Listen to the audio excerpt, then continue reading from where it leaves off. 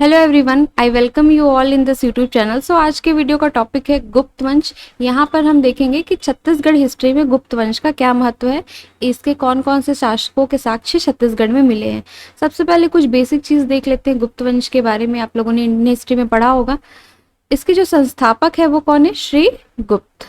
इन्होंने 240 ईस्वी एडी आसपास इन्होंने यहाँ पर इस वंश की स्थापना की है। इसके बाद इनके पुत्र आए घटोत्कच, उसके बाद उनके पुत्र आए चंद्रगुप्त प्रथम। इन्होंने लगभग बहुत सारे एरियाज को जीत करके जो ये उत्तर प्रदेश हो गया, वेस्ट बंगाल, बिहार वाला क्षेत्र हो गया, काफी बड़े क्षेत्र को जीत करके इसके वास्तविक संस्थापक बने। और उसके अलावा इन्होंने महाराजा धीराज की इन्होंने उपाधि जो है वो धारण की। ठीक है, महाराजा धीराज का मतलब क्या होता है? राजाओं का राजा। ठीक है, इसलिए इन्हें इसका वंश का वास्तविक संस्थापक के नाम से भी जाना जाता है। अब देखते हैं छत्तीसगढ़ से रिलेटेड। यहाँ पर इन्होंने लगभग चौथी शताब्दी के आसपास यहाँ पे रूल किया है। उसके अलावा ये जो गुप्त वंश काल था, मतलब गुप्त काल था, उसमें छत्तीसगढ़ को किस नाम से जाना जाता था?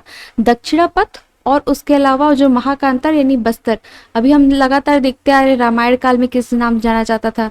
दंडकारण्य। उसके अलावा दक्षिण कौशल। फिर उसके बाद महाभारत में किसका नाम से जाना जाता था? अब उसके बाद यहाँ गुप्त वंश में दक्षिण कौशल को कहा जाता है यहाँ पर दक्षिणापथ, और उसके अलावा यहाँ पे महाकांतार। ठीक है, तो ये भी आप याद रखिएगा अगर पूछा जाए कि गुप्त वंश काल में यानी गुप्त काल में छत्तीसगढ़ को किस नाम से जाना जाता था? तो दक्षिणापथ। ठीक है, नेक्स्ट देखते हैं इनके जो कोर्ट पोएट थे यानी कि कवि थे, दरबारी कवि हरिसेन। इन्होंने प्रयाग प्रशस्ति की रचना की है। प्रयाग प्रशस्ति का मतलब क्या होता है? ठीक है, ये किसके पोएट थे? ये समुद्रगुप्त के थे। प्रशस्ति का मतलब ये होता है कि जैसे ये एक डॉक्यूमेंट जैसा होगा, उसमें जो भी राजा है, ठीक है, और कवि है, वो अपने राजा के जो जितने भी उसने युद्ध लड़े हैं उसकी प्रशंसा में ये पूरा डॉक्यूमेंट जैसा बनाया गया होता है। ठीक है, तो ये चीज आप याद रखिएगा। हरिसेन किसके पोएट थे? ये समुद्रगुप्त के थे। अब ये जो दिख रहे हैं आपको, ये सारे जगह के नाम है जहां से पर्टिकुलर ये जो गुप्त राजा थे उनके यहाँ पर जो सिक्के हैं वो प्राप्त हुए हैं। तो एक एक करके हम देखते हैं, फिर इसको हम ट्रिक के माध्यम से भी याद करेंगे। ठीक है, सबसे पहले है बानाबर्द जो कि दुर्ग क्षेत्र के अंतर्गत आता है। यहाँ पर समुद्रगुप्त, चंद्रगुप्त और ये जो लास्ट राजा थे यानी कि बृहदत्त, यहाँ इनके सिक्के प्राप्त हुए हैं। उसके अलावा इस वंश के 40 सिक्के पिटेवल से प्राप्त हुए हैं। यहाँ पर आपको ये चीज याद नहीं रखनी है कि किस प्लेस से किस किस राजा के प्राप्त हुए, लेकिन जो मैं आपको बताऊंगी कि यहाँ से क्वेश्चन पूछा जा सकता है, आपको वो चीज याद रखनी है। ठीक है, जैसे कि ये बहुत इंपॉर्टेंट हो जाता है, रत्न जड़ित मयूर सिक्का, यानी कि जो सिक्का है उसमें कई जेम्स लगे हुए हैं और उसमें मयूर जैसा बना हुआ है। ठीक है, ये किसका है? ये कुमारगुप्त का है। तो ये काफी इंपॉर्टेंट हो गया। ठीक है, उसके अलावा जो विक्रमादित्य की उपाधि किसे मिली थी? ये चंद्रगुप्त द्वितीय को उपाधि मिली थी। तो ये जो धनुर्धारी सिक्का है ये खरसिया से प्राप्त हुआ है। उसके अलावा ये जो पितेबंद है, यहाँ पर से 49 कॉइन्स मिले, जिसमें कि 46 कुमारगुप्त के हैं। उसके अलावा 3 जो है वो चंद्रगुप्त द्वितीय के हैं।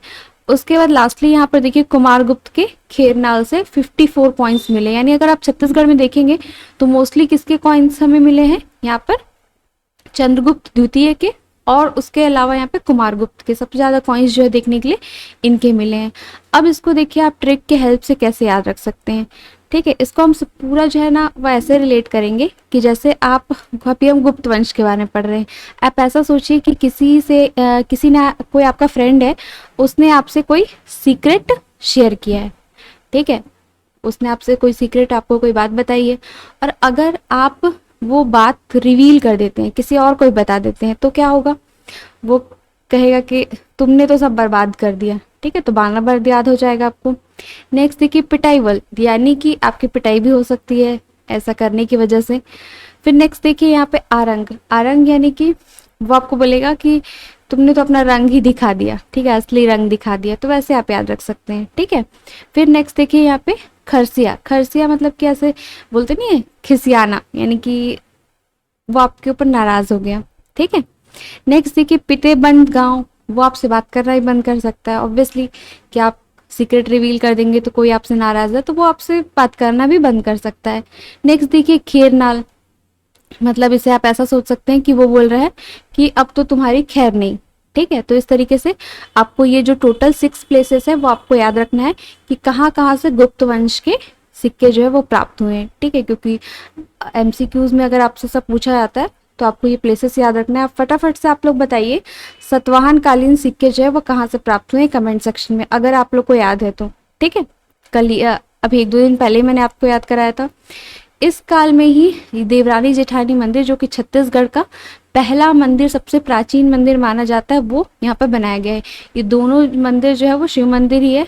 थोड़े थोड़े डिस्टेंस में ये तालागांव मनियारी नदी के किनारे ये मंदिर है।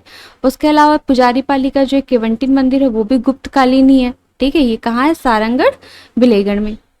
अब चलिए एक एक करके हम देखते हैं कौन कौन से जो शासक हैं उनसे रिलेटेड कौन कौन से पॉइंट्स आपको याद रखने हैं।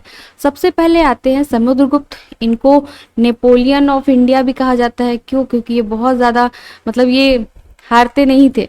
ठीक है, नेपोलियन क्या था, वो भी युद्ध नहीं हारता, काफ़ी शक्तिशाली था, तो उसी तरीके से इनको ये टाइटल दिया गया है। अब ये देखिए, इन्होंने जो छत्तीसगढ़ है यानी दक्षिण कोसल है, उसके महेंद्र सेन को हराया था, और जो महाकांतर है उसके प्रयागराज को हराया था। ये कहाँ से पता चला है? ये प्रयाग प्रशस्ति। ठीक है, प्रयाग प्रशस्ति में ऐसा लिखा हुआ है कि ये जो अपने दक्षिण अभियान में निकले थे वहां पर इन्होंने छत्तीसगढ़ के 2 राजाओं को हराया है। बस्तर से प्रयागराज जो कि नल वंश के हैं, और उसके अलावा जो महेंद्र सेन है ये यहाँ पर किसके हैं? याद करिए, अभी जस्ट हम लोगों ने पढ़ा था, वाकाटक के हैं। ठीक है, तो ये चीज आप याद रखिएगा कि छत्तीसगढ़ के महेंद्र सेन को हराया है, उसके अलावा बस्तर के व्यागराज को हराया है। उसके बाद यहाँ पे नेक्स्ट देखिए, इनकी जो वाइफ है रूपा देवी, उसके साक्ष्य कोपरा ग्राम से मिले हैं, जो कि जांजगीर चांपा के अंतर्गत आता है। तो इसको आप कैसे याद रखेंगे? कोपरा विलेज। ठीक है, कोपरा विलेज, इसको आप ऐसा सोच लीजिए कि कोपरा यानी कि कोबरा, यानी यहाँ पे हम समझ लीजिए एक स्नेक की बात कर रहे हैं, सांप की बात कर रहे हैं। तो जो स्नेक में नागिन होती है वो क्या होती है? अपना रूप बदलते हैं। सीरियल वगैरह में आप लोगों ने देखा होगा ना कि इच्छाधारी रूप बदलते हैं, तो वैसे करके सोच लीजिए कि हाँ रूपा देवी हैं, कोपरा विलेज है, ऐसे करके रिलेट कर लीजिए।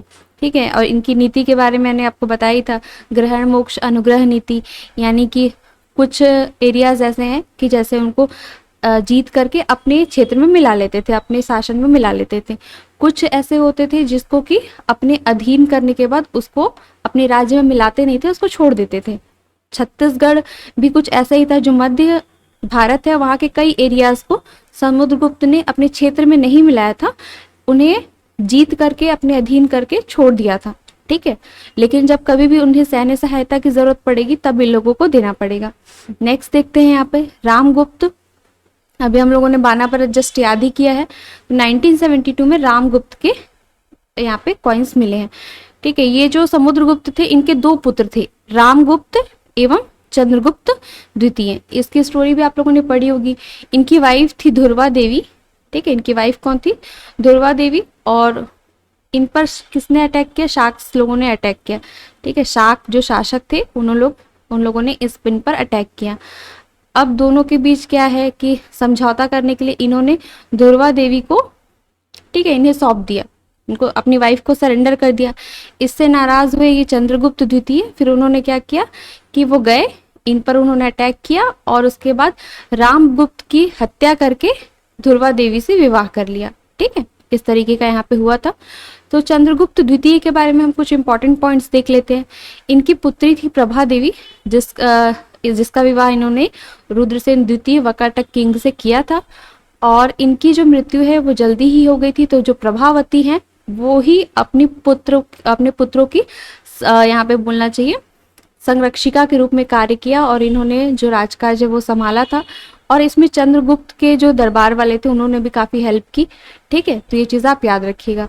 इनका खरसिया से धनुर्धारी सिक्का मिला है। खरसिया कहाँ है? ये रायगढ़ के अंतर्गत आता है। ठीक है, अभी हाल ही में millet cafe, mobile millet cafe हम लोगों ने पढ़ा था। ठीक है, याद होगा आप लोगों को। नेक्स्ट देखिए कुमारगुप्त। ये बहुत इंपॉर्टेंट रूलर है क्योंकि छत्तीसगढ़ से आरंग क्षेत्र से इनका रत्न जड़ित सिक्का, मयूर सिक्का प्राप्त हुआ है। ठीक है, ये आपसे पूछा जा सकता है एग्जाम में, वेरी इंपॉर्टेंट, याद रखिएगा इसको। नालंदा यूनिवर्सिटी वाला पॉइंट भी आपको याद होगा।